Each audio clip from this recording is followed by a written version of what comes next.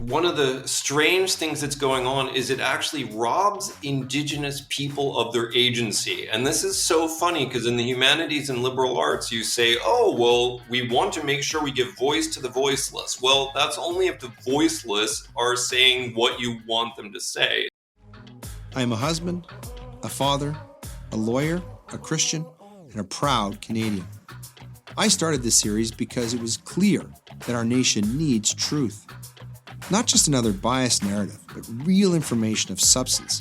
We need access to facts and the freedom to think for ourselves. I'm Leighton Gray, and this is Gray Matter. Hello, everyone. Welcome to another episode of Gray Matter. You know, when I was at my son's hockey game the other night, even before the playing of the national anthem, we had to listen to something called an Indian land reconciliation announcement. And so it got me thinking about how do people feel about this? And today we have a guest on who's going to enlighten us about this on some key questions. For example, was North America really stolen from Indians? Was Columbus a racist? Were Indians really peace-loving, communistic environmentalists? Did Europeans commit genocide in the New World? You know, it seems that everyone from government to the media to angry students pulling down statues of our founders in the United States and Canada have bought into this narrative, but there are really good reasons to be suspicious of it. And so our guest today has written a wonderful book. It's called Not Stolen, and he's a renowned historian named Jeffrey Fynn-Paul. And in the book, he systematically dismantles this relentlessly negative view of U.S. history. He also talks about Canada, arguing that it is based on shoddy methods, misinformation, outright lies about the past. So welcome to the program today, Professor. It's great to have you on. Thanks so much for having me on, Leighton. Okay, before we introduce you more properly, as we always do, we're going to go to our framing aphorisms. Some of these are pulled from characters in your book. The first one is Julius Caesar, who famously said, "I came, I saw, I conquered." The second one is from someone who is featured prominently in your book, or at least a discussion of him, Christopher Columbus, who wrote, "Weep for me, whoever has charity, truth, and justice. I did not come on this voyage for gain, honor, or wealth. That is certain." Next, from Chief Joseph, very famous Indian chief, who said, "Hear me, my chiefs, I am tired. My heart is sick and sad. From where the sun now stands, I will fight no more forever." And finally, from an author named Anthony Burgess, who said, "Colonialism, the enforced spread of the rule of reason, but who is going to spread it among the colonizers?" So who do we have on the show today? Well, Professor Jeffrey Fynn-Paul. He's a historian at a global top 20 university who has gone viral on telling the story like it really was. He was raised outside the historic Moravian settlement of Bethlehem, Pennsylvania. His upbringing instilled love of history from an early age. Later, he lived in the American West, Mexico, Canada, the United Kingdom, Spain, Belgium, and the Netherlands. He's also studied Spanish history, receiving his PhD from the University of Toronto. He conducts historical research in 8 languages, including Spanish, Latin, Catalan, French, Italian, Dutch, and German, plus his native English. And he's written dozens of scholarly books and articles. And he won the 2016 European History Quarterly Prize. He co-edits a book series on global slavery and is area editor for the Journal of Global Slavery. He's a professor of economics and global history at Leiden University in the Netherlands. Founded in 1575, Leiden is that country's oldest university and one of the top research institutions in Europe.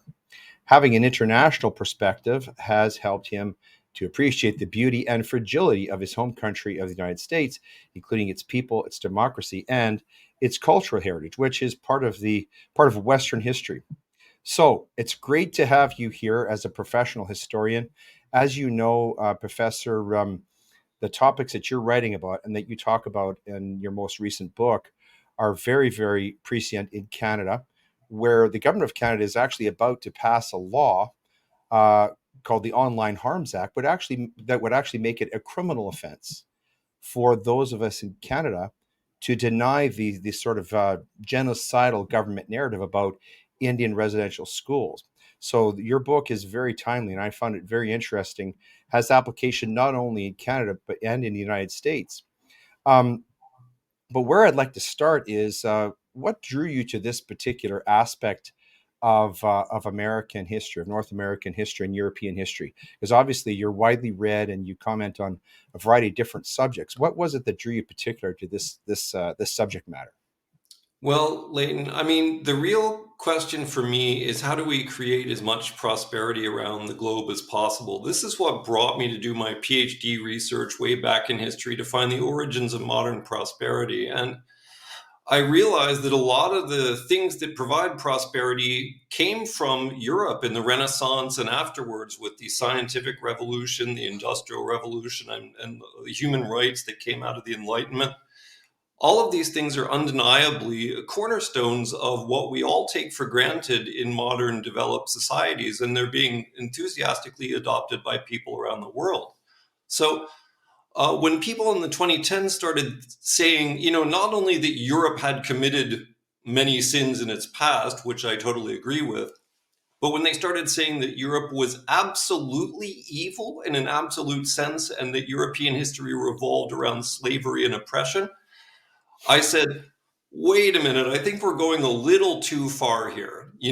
Maybe 20 years ago, historians used to have a good mix of, the fact that Europeans did some bad, plenty of bad in the past, but also plenty of good. Um, but I really think that now with these new genocide narratives, no historian used the term genocide to describe Native and European relations in Canada or the US 20 years ago. Hmm. Almost no historian said that except for a few people on the fringe. And now we see the Canadian government about to declare me an outlaw Right. for arguing what historians used to think was normal 20 years ago. So Hmm. it's really gotten crazily out of hand, and somebody had to step in and kind of speak the truth.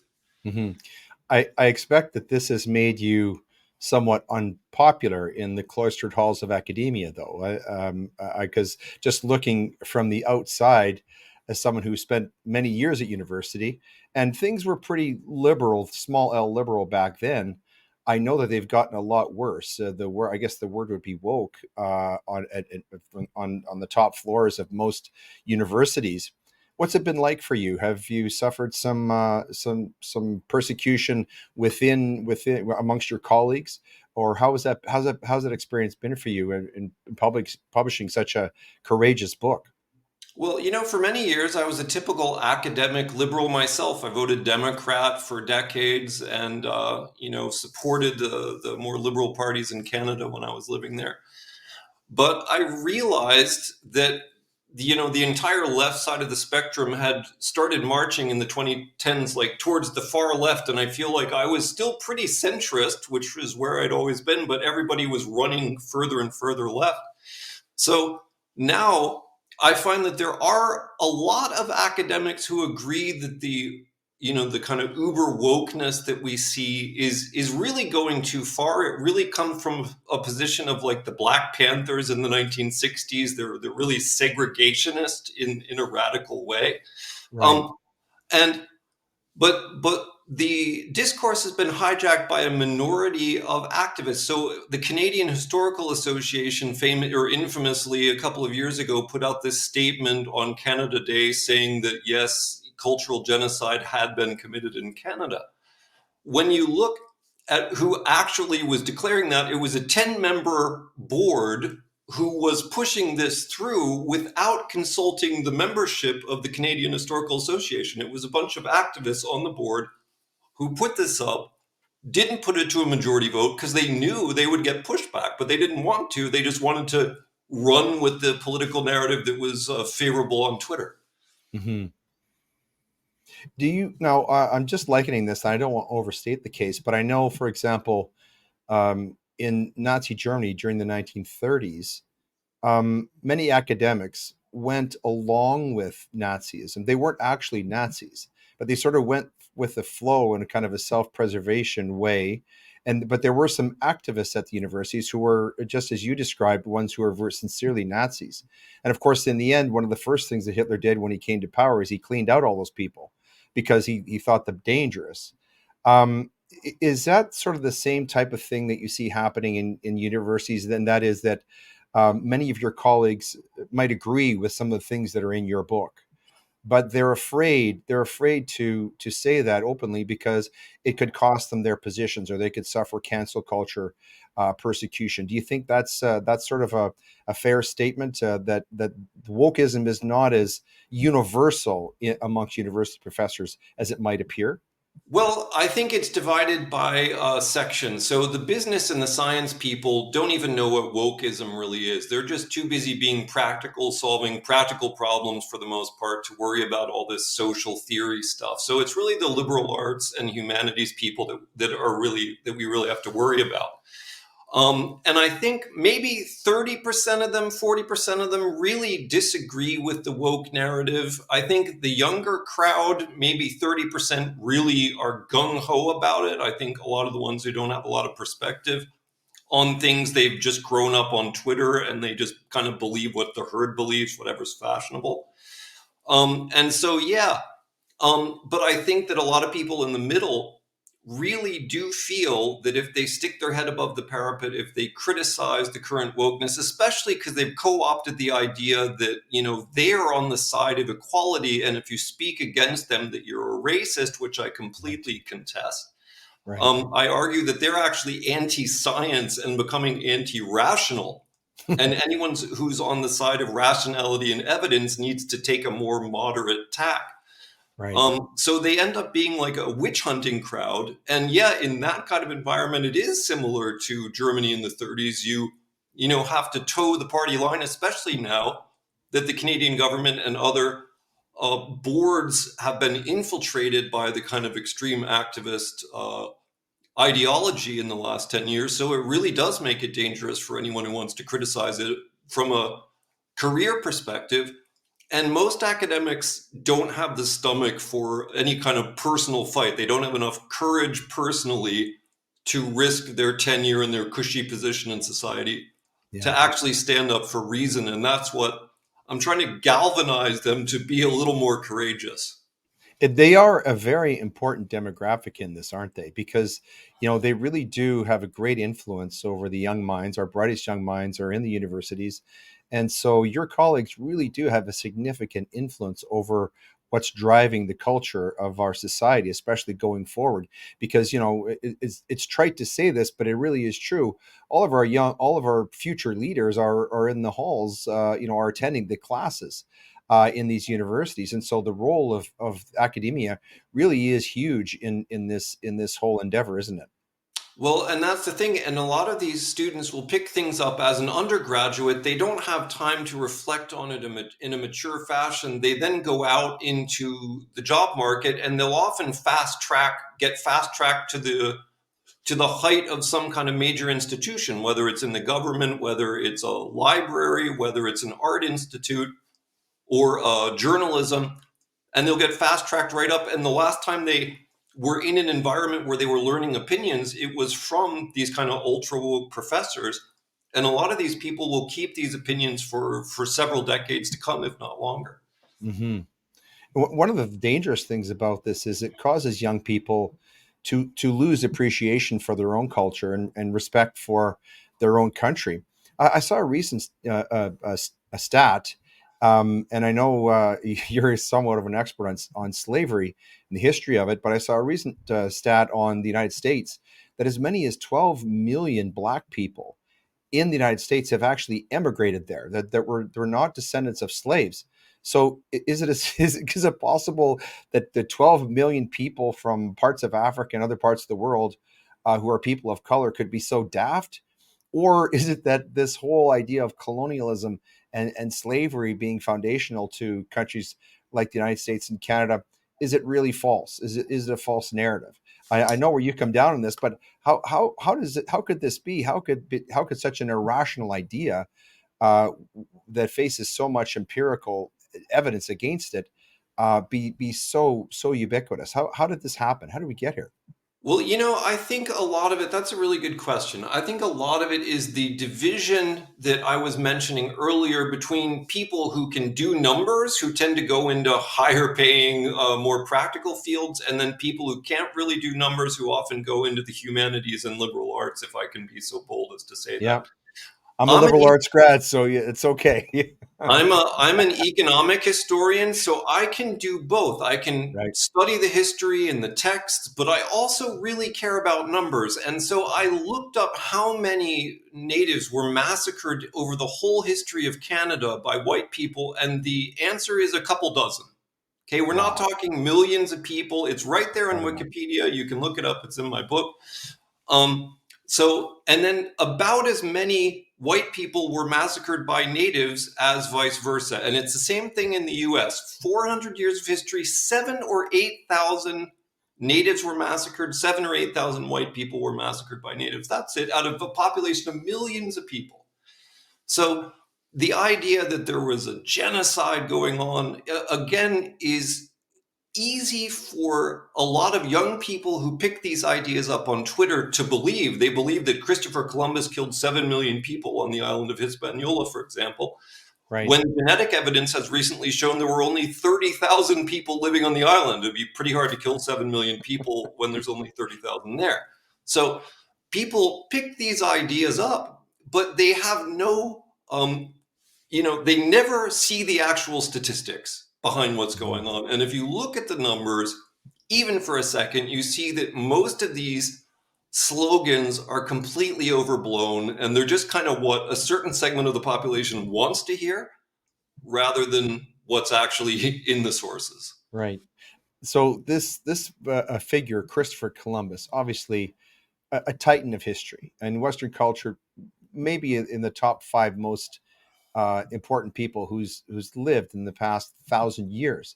But he's really taken a serious beating in recent years. But based on your research, if the people watching this were a member of Christopher Columbus's crew when he landed in North America in the Caribbean, what would he have actually found? What would he have actually witnessed? Because of course, the narrative that we get now is that there were sophisticated indigenous societies and so on.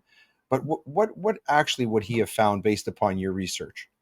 Yeah, well, I mean, when Columbus first landed, he would have found people who were essentially living in the Stone Age. And so there were some sophisticated civilizations, of course, with the Aztecs and the Incas. Their sophistication level was about the equivalent of 3000 BC in the Old World. So about ancient Sumeria, ancient Mesopotamia, Right. early Egypt. That's kind of the tech level that the Aztecs were at, Hmm. which is really impressive when you consider that the New World only had 10% as many people as the Old World. So the New World had actually advanced quite a lot since their ancestors had walked across the land bridge in 15,000 BC during the Ice Age. Hmm. So, but Columbus found people on the fringes of that, civilization unit. And so, yeah, they were basically Stone Age people.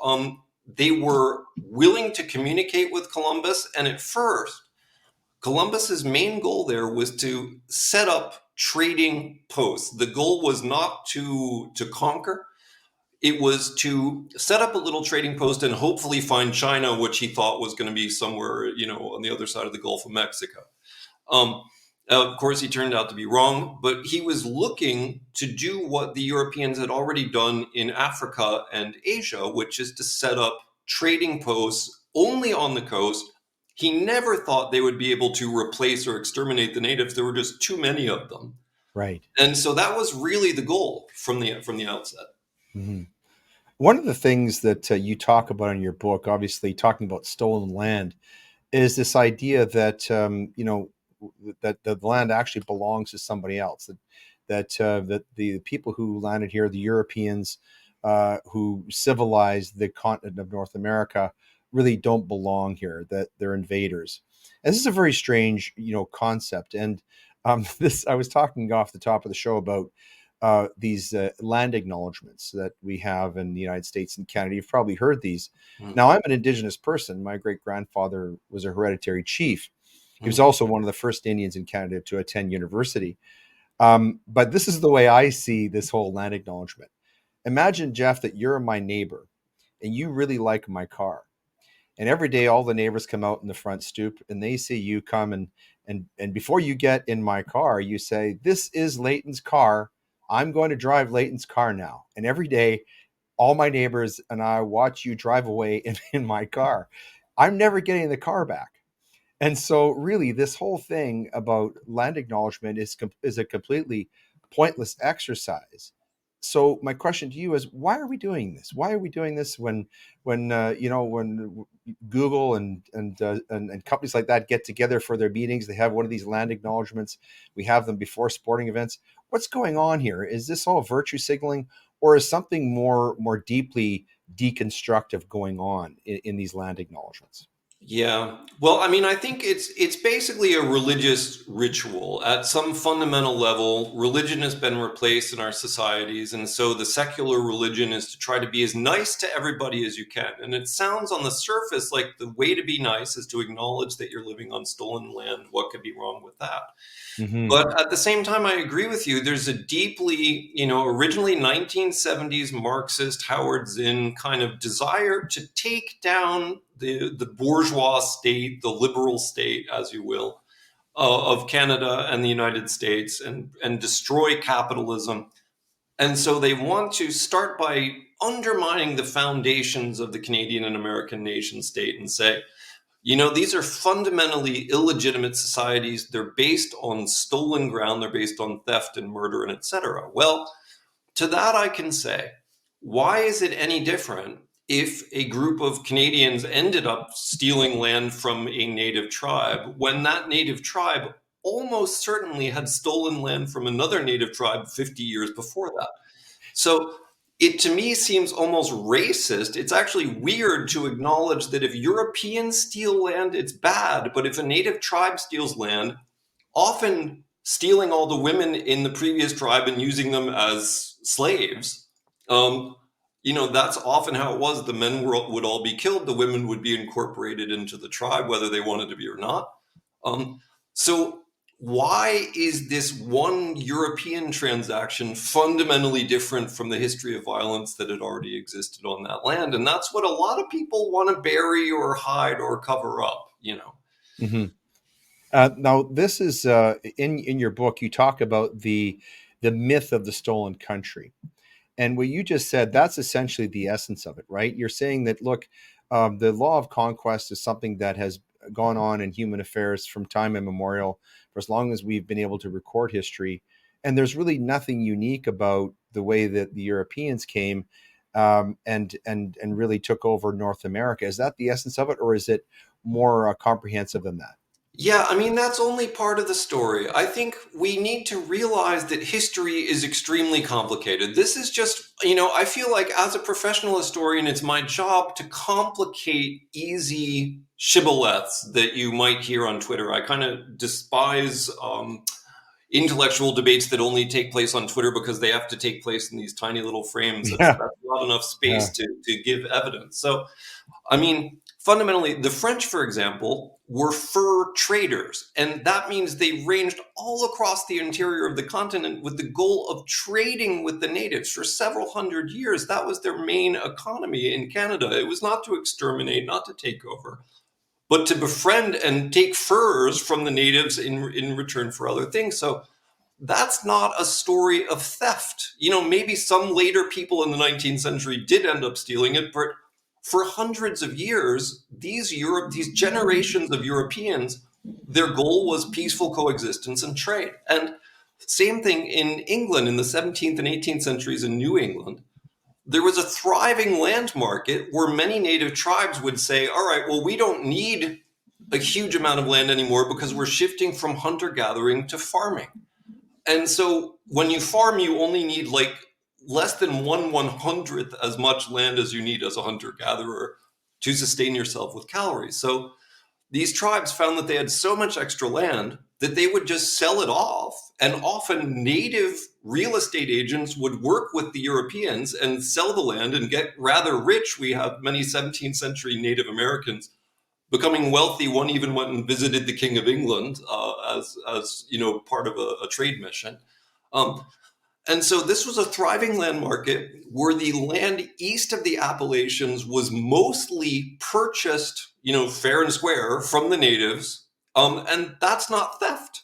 So No. so again, that's another aspect of what's going on. And my book is basically saying it's too easy to just say it's all stolen land, which is what's been happening on Twitter in the last 10 years. The truth is, it's much more complicated than that.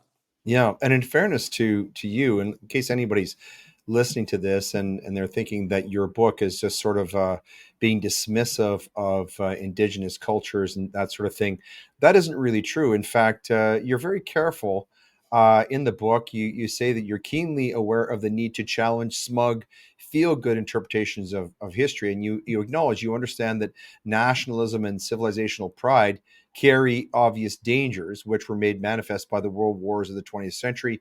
And you understand that these things can serve as subtle tools, not only of racism, but of exploitation of many stripes. And so you're aware of that too, there is a balancing that goes on in the book here. And it's important to note that you're not necessarily dismissive of indigenous cultures. What you're really trying to say is, as you say it, this is a more complex situation. It's not as simple as an old 1930s Western where the bad guys are wearing black hats, and they're chasing Indians around. This is this history is more complex than the narrative that's being put out there that unfortunately many people are accepting as being bald-facedly true. Is that a fair Yeah. assessment of? Yeah.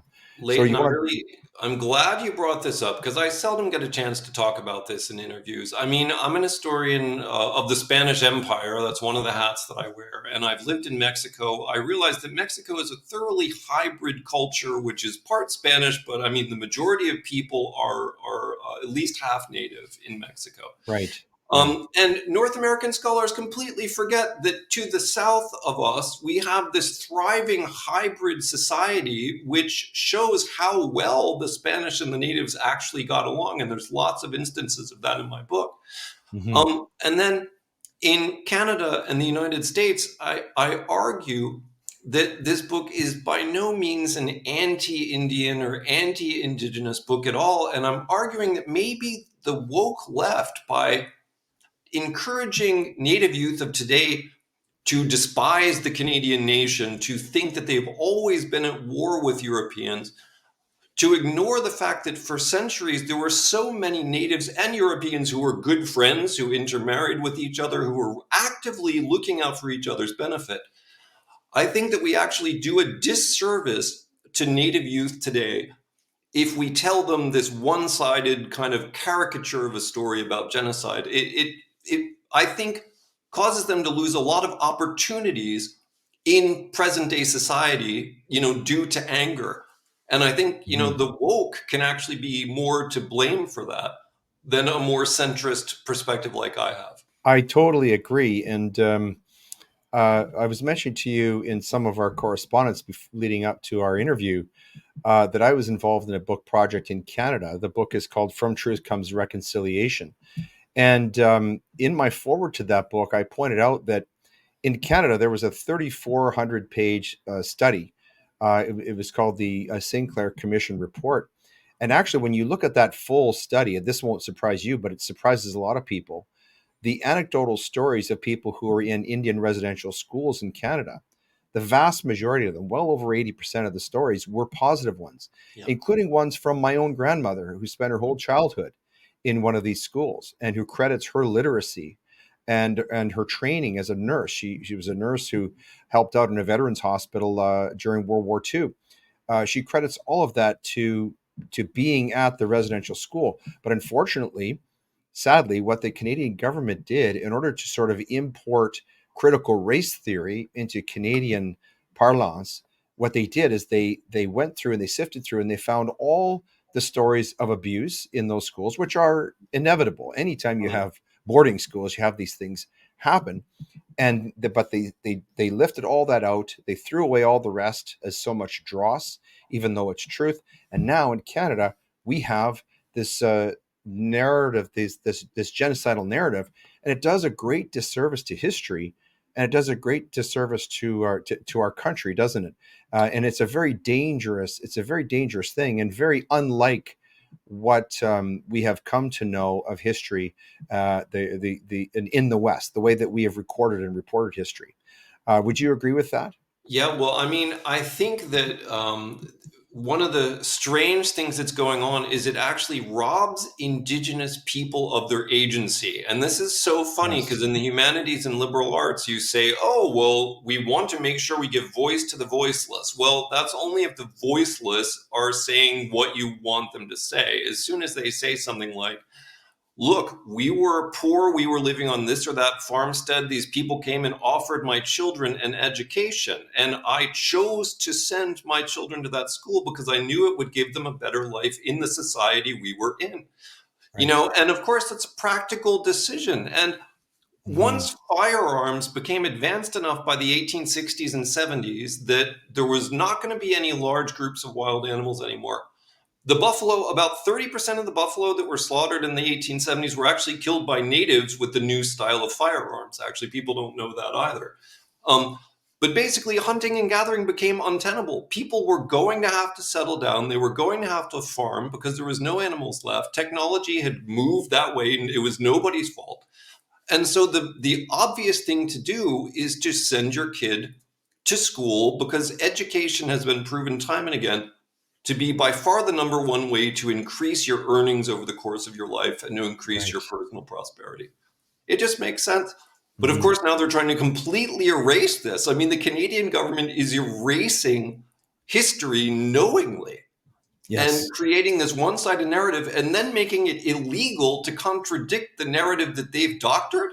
I mean, what Hmm. is this? I mean, this really does seem like an Orwellian It situation. is. It is dystopian, and if the goal is reconciliation, it seems as though this is the antithetical way to go about it. And then actually, in the book I just described, I wrote a forward to it, and I said this. I said this book is an expression of free speech that will offend people. In so doing, it will challenge their preconceived ideas about Indian residential schools, about truth, and about the meaning of reconciliation. But I said, if there is to be restoration to friendly relations or the making of one view compatible with another, then we must first abandon this postmodernist infatuation with the pretense of making more responsibility to make amends for the past. That is capitulation, not reconciliation. And so I argue that in order for there to be a true reconciliation in the proper sense, there has to be first an understanding and respect for diversity of opinions and viewpoints about the legacy of things like Indian residential schools. As you say, these problems are more complex Yeah. than the narrative, and it's only through an examination of all sides of the question, as you do in your book, that we can reach a true understanding of what occurred and why. And it's from that intellectual historical sort of plateau that we might get to a point where we actually experience truth and reconciliation. Would you agree with my I take on that? completely agree with the fact that we need a plurality of voices. That's the way science always works. That's the way that business boardrooms of successful companies work. You have people giving different opinions for what ought to happen in the future. And to understand the history of our countries, we need to have a plurality of voices, all giving us different takes on the evidence in order to arrive at the best possible point of view. Unfortunately, in the 19th century, the dominant way to look at history was to look at it as an either or kind of thing. And this Right. happened right up to the Marxism of the 1960s and 70s. You were either bourgeois or proletariat. Okay. And so then the critical theory adopted the same thing. You're either a patriarchal oppressor or you're a feminist oppressed person. Right. And of course, everybody knows there's all sorts of in betweens in every social situation. So unfortunately, I thought as historians in the 1990s, we had finally moved past this simplistic, essentially 19th century view of the way history works. But I think with Twitter and with social media, it's come back again. It's just too easy to have an in group and an out group, a right and a wrong. And so we're seeing science being distorted across the board and everyone trying to peg things into one of two holes. As I think we both agree, anyone with an ounce of common sense realizes that's too simple and it can cause a lot more problems than it solves. And one of the things that bothers me a lot about this sort of, let's call it binary view of history that you're talking about, is that it does a great disservice to the people who live through that history.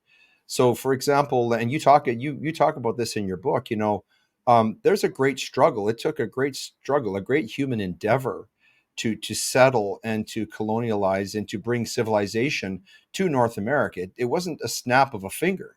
There was a lot that went into that. And speaking about the Indian residential school experience, the thing that bothers me there is that the vast majority of people who worked in those schools were there for the right reasons. They were either very devout Christians, or they wanted to help children, or they were people who had true humanitarian motives, and they did a lot of good in those schools. They helped a lot of children.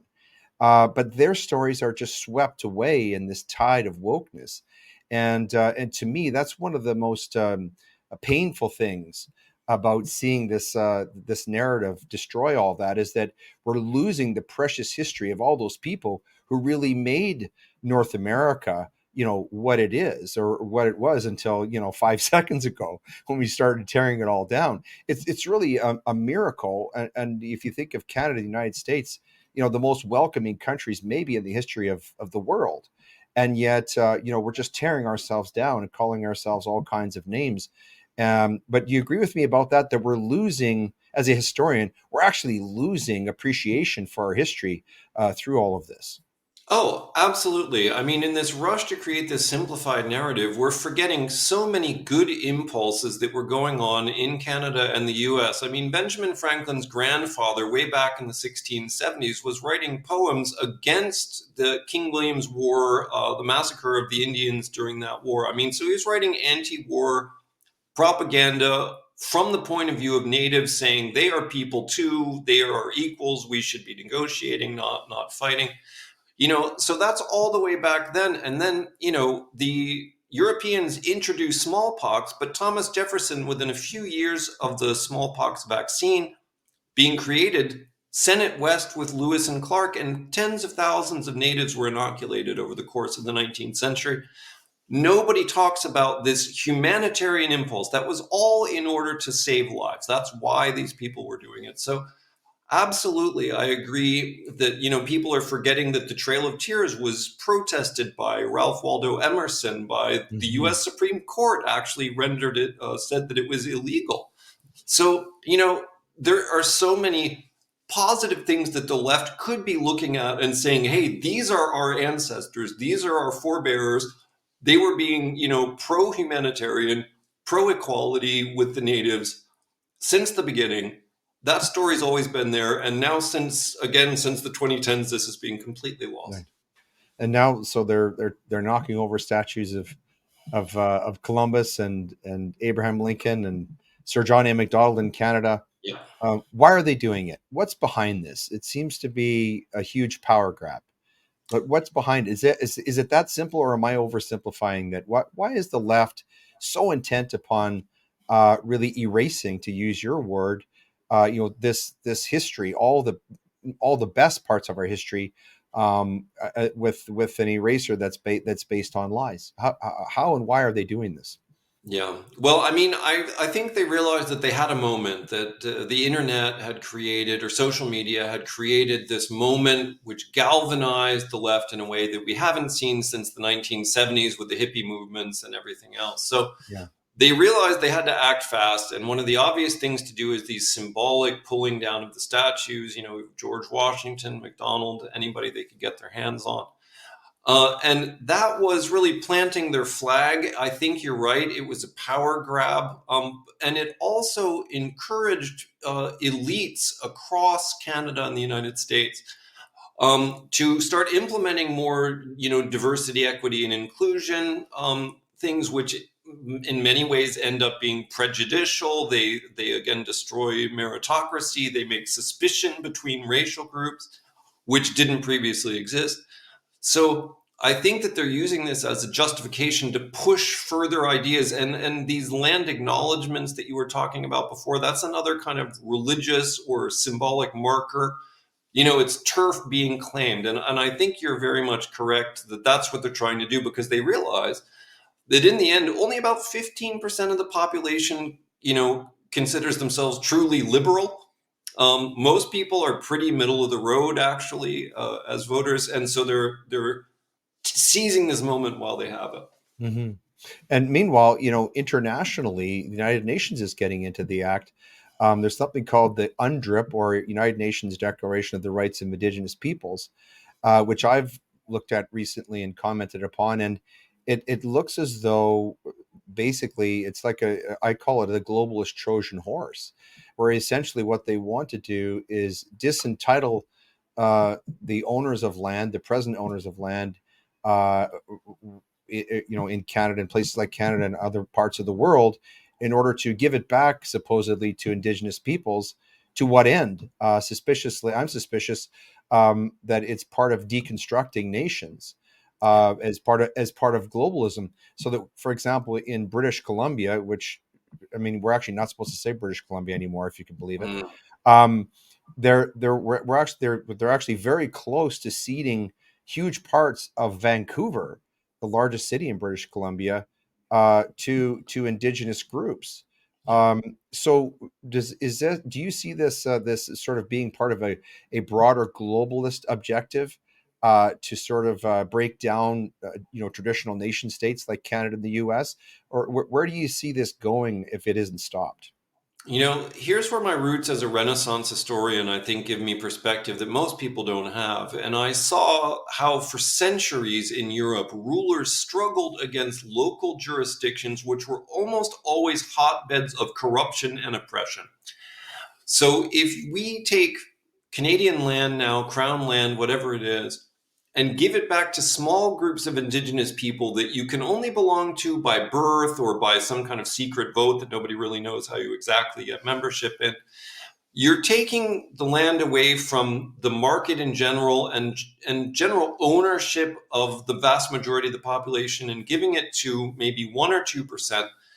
This is a perfect way to then have them, not honor laws. A lot of times more abuse of children or women might go on in these little cliques. And it is absolutely a regression towards a feudal state. Hmm. This is not the way a modern nation state should be. Everybody is a member of the nation state, no matter who you are. You could be a black person in the United States, and then you're like, well, where's my land? Why don't I get a whole half of the city dedicated to me and this other minority group? Why is it Native Americans who get this Hmm. privilege when we may have been slaves in the past? So um, it's it's basically completely unfair and irrational. And I can see how, if people want to deconstruct nation states, this would be one of the fundamental, practical ways to start doing it. Hmm. Well, it seems to me that these tribal identities, whether it's along race lines or culture or whatever, that they're sort of tribal. It's a more primitive type of identity, than a nation state. A nation state I sort of see as a banner, like a flag, where we can all be part of it, even though we might have differences in religion, differences in language, differences in culture. We might eat different food, but we can be united under that one banner. This is sort of the brilliance of the nation state, of a flag, like, for example, the stars and stripes. At a football game, the Super Bowl, everybody can put hand to heart and salute that flag, and we can be part of one thing. But it seems to me that a lot of this, the stuff that you talk about in your book, this sort of tribalism, is designed to break that down and to almost promote this Marxist type conflict. Marx talked about class conflict, but it seems to me that the neo-Marxists are sort of weaponizing these concepts so that we have conflict based on race, gender, sexual orientation, all this stuff, so that it seems as though today we've never been more divided, at least in my lifetime, than we are right now. Is this part of the objective that the left is trying to achieve? Yeah, well, I mean, they're effectively balkanizing society. And I think that a lot of the groups who are doing this, again, are hailing from a sort of far left group, which in the 1960s consisted of, say, black nationalists who actually wanted black and white segregation in the US, but from the black perspective. So, Sure. Like I a mean, if Malcolm that's not X. Yeah. weirdly racist, I Yeah. don't know what is. Most people realized pretty quickly that that was a poisonous idea. But now we're seeing it again. I completely agree in a way that I never thought I would see in my lifetime. I opened book reviews of the history of slavery from the year 2012. And there are academics in Canada and the United States who say, well, racism is basically a thing of the past. No one needs to write about race anymore. What a silly idea. Obama had been elected president. We thought we'd kind of, gotten to this big glass ceiling had been smashed. Um, and I think the far left kind of freaked out after the US elected Obama because they thought, basically most of these far left people who care about race are kind of racist themselves, let's say. They only care about their own in group, everybody else is other. Right. And I think they were afraid that with the US electing a black president, there wouldn't be any grounds for them to claim victimization anymore. And so they started pulling out the critical race theory. And unfortunately, that's when BLM starts. And a lot of radical indigenous groups latched onto the success of BLM, which never would have happened without social media. Hmm. You talk about in your book, obviously you debunk a lot of the myths that we've been talking about today, and you expose them as myths. In other words, something that really has no empirical basis in fact, that really is an insupportable conclusion. And you talk about the importance of education. That's why you wrote the book. What do you see as some other solutions to sort of the antidote to this chaos? Do you see other ways, things that people can be doing to help to get back to a place, or perhaps move forward to a place where we are more united and we're not so hypercritical of our culture and trying to tear it all down? Um, I'm interested to know what you think about what's the way forward. Is there a path forward where we're going to get to a place where we're not so divided and we're not so hateful of our own country and of Western culture in general? I think that conservatives need to articulate a vision about society and education, which is actively inclusive, which is actively anti woke, which exposes wokeism as divisive, which sells itself not only to conservatives, but also to the center of the political spectrum and says some of the things we've just been saying. The nation state in its most developed form, especially the English language nation state, which we've inherited English institutions in Canada and the US, they have such wonderful workings for creating progress through democratic vote, through participation, through inclusion. We just need to remember what everybody used to know in Canada and the United States before about the year 2010, but the conservatives need to articulate that as an inclusive message. We don't need to exclude anybody if they're willing to, come to the table and participate in this great experiment. So Mhm. it shouldn't be that difficult. And then people need to participate at the local level. I studied the history of democracy in detail, and I realized that one of the reasons why, for example, the Iraq experiment failed, with the U.S. trying to barge in there and set up a democracy. They thought as soon as they took down the dictator that democracy would just suddenly flourish. Well, people need to be used to democracy at the local level. They need to be participating. They need to be debating with one another at the local level. And this is where, we need kind of grassroots activists to come in to school boards and to local and provincial governments and say, hey, I'm going to stand up for Canada. Now, Orwell said one of the saving graces against doublespeak in the 1930s and 40s and a kind of disillusion with politics is a bedrock of nationalism.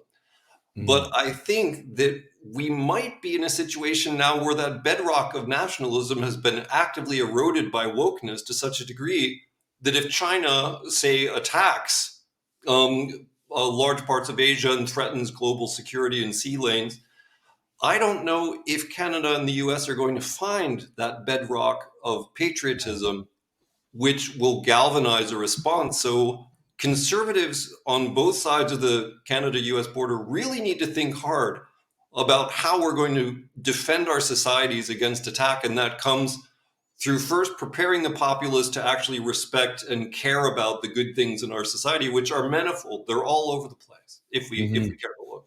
Yes, yes, and there's much to lose. Yeah. I feel as though my thought is that, and your book points to this, how much we take our wealth for granted. And when I say wealth, I don't mean just money. I mean our culture, our culture history, artistic history, our history of humanitarianism, of helping other people around the world. There's so many things to be proud of in North America. So many great things that have been achieved. And if we take our history for granted and we feel allowed to be erased, that would be, something that really would be a great, great tragedy. And that's one of the things I really like about your book is that, it helps people realize how precious what we have in places like United States and Canada is. And if we don't make the right steps now, we don't care enough about it, as you say, to get involved, to be active politically, um, and to conserve it, which is the true sense of conservatism, Mhm. then we risk losing all of it, don't we? Absolutely. No, I couldn't agree more. And I mean, I live in Europe now and I see how many European people are traveling to Africa all the time to be part of NGOs to help people lift themselves up by their own bootstraps, right? Yeah, yeah. And the last several decades, there's so many Canadians and Americans who work for institutions whose main goal is to promote the rule of law, to promote world peace, to promote human rights around the world. There's massively positive track records in both of those countries. And to ignore that, to think that somehow Canada's rotten to the core, to ignore all of the progress that's been made. I mean, we were on track before COVID to eliminate absolute poverty in Africa and the whole world by the year 2030. Now it's been pushed Yeah. back a bit. But most of that is active efforts on the part of Western organizations with people whose concern is to try to help, just like many Canadians were doing in the 19th century with Native Canadians. I Hmm. mean, it's all right there for anybody if they care to look. Hmm. Well, one positive sign perhaps is that the governments in the U.S. and Canada that right now are in power and are pushing all this stuff are massively unpopular. So that's at least a sign of hope that there are people who really are rejecting some of the narratives, some of the false narratives, the myths that you've been talking about here and that you explain in your book. Well, Professor, this has just been a great conversation. And I'm so grateful for your time and your knowledge. We turn to something we have on our show called the reading list, and of course, I expect that you've read many, many books that would enhance the understanding of people listening and watching to this and watching this about this topic. I've got three books that I'm going to recommend. Obviously, your book, which is called Not Stolen: The Truth About European Colonialism in the New World. And we've been talking about that book extensively. I've read this book. I think it's just wonderful. And it has a great history of the United States, but also blends in aspects, and I really appreciate how you blended in aspects of Canadian history as well, which are very relevant because we have this shared history in North America. In let's call it English North America, Mhm. leaving Quebec aside. Um, and I really appreciated that part of the book because it helped me to understand some of the things that are going on in Canada. Just looking at the American perspective and how you viewed what's going on in Canada. The other book that I'm recommending is one that's about 25 years old, but it's very prescient. It's by an American economist who I admire very much, Dr. Thomas Sowell, who might be the greatest living intellectual. 93 years old, but he's written more great books after the age of 80 than most people have read. So this book was the culmination of 15 years of research and travels that he took completely around the world twice. He went to the Mediterranean, the Baltic, around the Pacific Rim. And his purpose was to try and understand the role of cultural differences within nations and between nations today and over centuries of history in shaping the economic and social fates of peoples and of whole civilizations.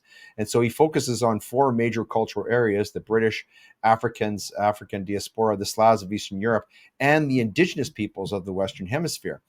And it reveals a pattern that encompasses not only these peoples, but others, and helps to explain the role of cultural evolution in economic, social, and political development. And that book, it sort of foresees some of the trends that have been played out over the past 25 years. And that's not unique about a Thomas Sowell book, by the way.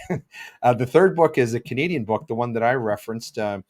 It's written by a friend of mine named Dr. Rodney Clifton, who is a retired professor from the University of Manitoba. And this is an assessment of the Truth and Reconciliation Commission report. But what it does is it actually looks at the hard data of the Truth and Reconciliation report, and much like our guest book, it debunks many of the myths that Canadians are being told about Indian residential schools. And actually, it came about before the famous Kamloops hoax. I'm going to call it hoax now because pretty soon it's going to be criminal for me to say that. But it debunks a lot of these myths, and it tells the truth about what actually happened in Indian residential schools. And what I love about this book is it pays homage to the many, many people who dedicated their lives at those schools to educating children. And that was the reason why they were there. They weren't there to abuse them. They weren't there to sodomize them or anything like that. Those things are documented, and sometimes they happened, but that was not the overarching experience of Indian residential schools, based upon the hard data that the authors here look at, based on anecdotal evidence of what people's experiences were at Indian residential schools. So I think this one is a must read for anybody who wants to truly understand not only the Canadian experience at Indian residential schools, but also to understand it in the broader context of Canadian and North American history, the relationship between quote unquote colonials and the colonized. Because as our professor, our guest today has said, this is a more complex relationship. It's not a black and white thing. There aren't easy explanations or answers here. We really need to get down in the weeds and really look at what happened. So, Professor, those are the books that I'm recommending today. Are there one or two that you would recommend to our listeners and viewers? Yeah, my goodness, there's so many, but I'll steer away from some that are more overtly political. I mean, I think a good blueprint for how to write American history without being woke is Land of Hope by Wilfred McClay. That just came out a few years ago. I don't know if there's an equivalent in Canada right now, but he basically just says, hey, this is a balanced history of the United States. We acknowledge some bad was done, but these are the main stepping stones in American history that made America what it is today, generally with a positive, content and spin on the great achievements that the United States has accomplished. That would be one. And the other one, the historian in me wants to recommend the Cambridge History of the Native Peoples of the New World. And that Mm. is a 6-volume book. And it sounds Wow. crazy, but there's a bunch of chapters and they're available online at local libraries. Oh, wonderful. So the Cambridge History of the Indigenous Peoples of the New World, and there you can look up any topic. Canada in the 19th century, Canada in the 20th century, U.S. in whatever century, and you can see the scholarship as it was around the year 2000. It's meant for the general reader, actually, for undergraduate students. And this is a baseline if you're serious about learning more history that you can go from, and then you'll be able to distinguish where the more modern woke authors are changing things. Hmm. Oh, those are great selections. And I have to ask, is there another book in the offing for you? Are you working on anything right now that we can look forward to reading? Yeah, I am now working on a history of Western civilization that talks about the stepping stones to modernity. So, the Oh. way that Western civilization has created the modern prosperity that all of us anywhere in the world, Japan, South Korea, can all enjoy, but making sure people realize what the real roots of those are before they just trash Europe and European history in Mhm. general. Well, that sounds like a wonderful book, but it sounds like painting one bullseye on yourself wasn't enough. You're about to Oh, paint yeah. another one, because Western civilization is They're very much under attack, as you know. Absolutely. In fact, your book might be, you know, viewed, and one view of the matter might be an explanation of one aspect of how that's being done. Yeah. I think of Douglas Murray's book, The War on the West. Mm. Great book, but he's taken a lot of heat for it. So God bless you for being so courageous and taking on these very important, difficult topics, because unfortunately, so few people in academia who could write great books about this stuff just aren't prepared to do it. So very, very grateful for your work, and also for you taking the time to be our special guest today on Gray Matter. Best of luck with your new book and everything that you're doing. Much continued success. Thanks so much, Leighton. It was a real pleasure to be on. Thank you.